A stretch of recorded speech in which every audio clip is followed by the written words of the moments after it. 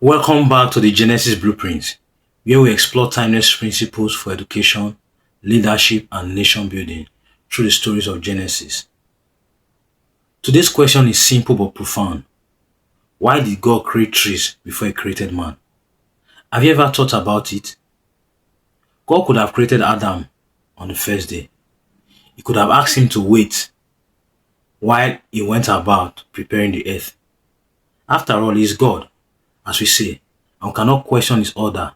But I think there's a secret He wanted people to replicate to build a strong society. Genesis presents a remarkable sequence. First came light, then order, then the heavenly bodies to govern time, then the seas and the land, then vegetation, fruit-bearing trees, seed-bearing plants. Only after preparing the environment did God create humanity. Now, I want to be clear.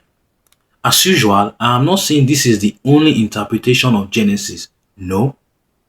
I'm asking whether there's a principle that can be drawn out and applied to leadership and nation building. Notice the pattern. God didn't simply create people. He prepared a place where people could live, grow, and flourish.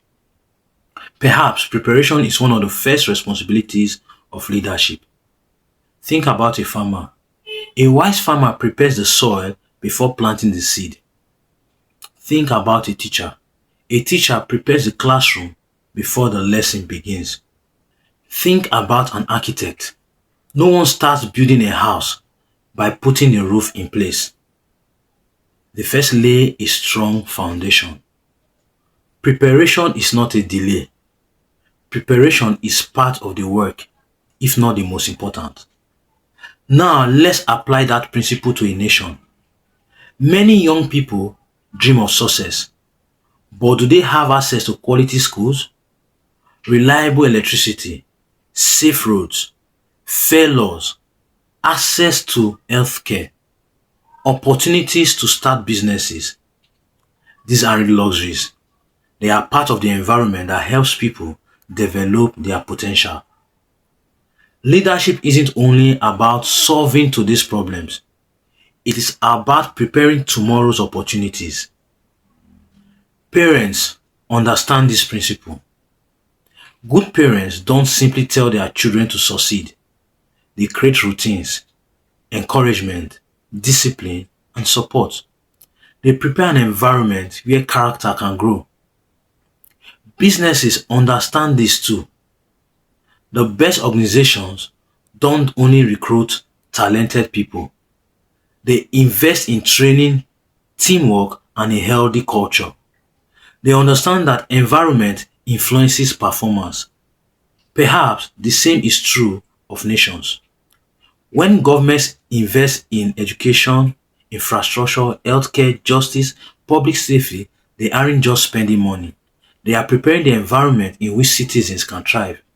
Of course, even the best environment doesn't guarantee success.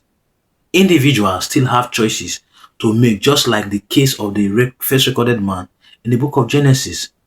But a healthy environment makes it easier for people to develop their gifts and contribute to society. Maybe that's one principle we can draw from Genesis. God prepared the garden before placing Adam in it.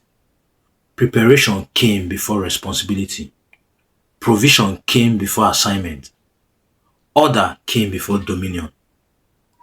That sequence invites us to ask an important question. Are we expecting great results from people without first preparing the conditions that help them succeed? Perhaps leadership is less about controlling people and more about creating an environment where people can flourish. Let me leave you with this thought. The greatest leaders don't merely produce followers. They prepare environments that produce future leaders. Thank you for joining me. In our next episode, we'll be exploring another important question. What does it really mean that God gave humanity dominion over the earth? Was dominion about power or about responsibility?